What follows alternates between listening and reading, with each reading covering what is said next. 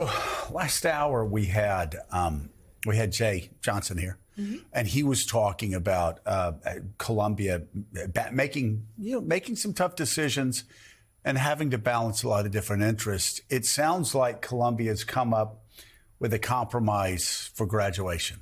Well, this morning we've been following these developments on college campuses across the country after weeks of protests over the Israel-Hamas war in Gaza.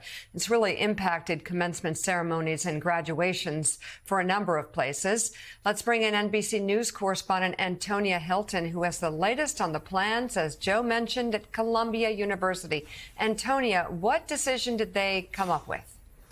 Morning, Mika. Well, Columbia has just announced minutes ago that they are going to cancel their main stage graduation, similar in fashion to what USC has decided to do. And instead, they're going to focus on individual school level ceremonies and class days. This means that the power and the real propulsion behind the celebrations around graduation are going to be in the hands of school administrators and the students themselves. This comes after days of debate, and NBC News was the first to report last week that these conversations were in motion. School officials told us that they were concerned about security, and student government leaders who were meeting with school officials to plan all of this told us that they were concerned about President Manoush Shafik, Columbia's president, speaking to the crowd in that classic ceremony, that could create quite a difficult situation. Students could be upset. There could be protests that would disrupt the day for students and families. And so this has been in the works now for a while.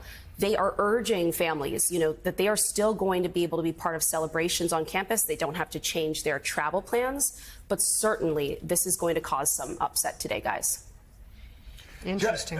So what you're saying is, like, for instance, and this seems like a good compromise to me.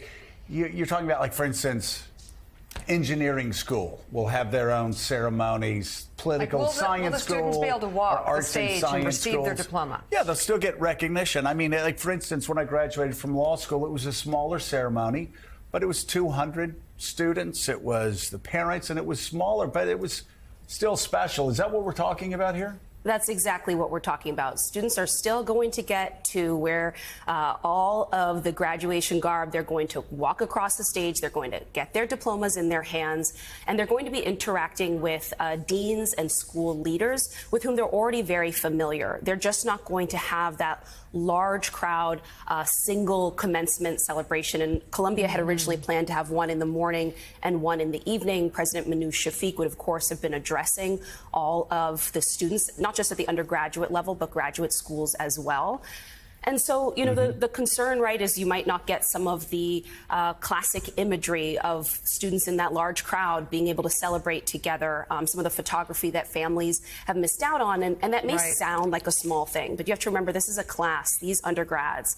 When they graduated from high school in 2020, many of them were socially distanced. Some of them were in cars. Some of them were on Zoom and had to get their diploma later. And so for some parents, especially, first generation families, the kids of parents who never got the chance to go to college, this is going to be some difficult news to process.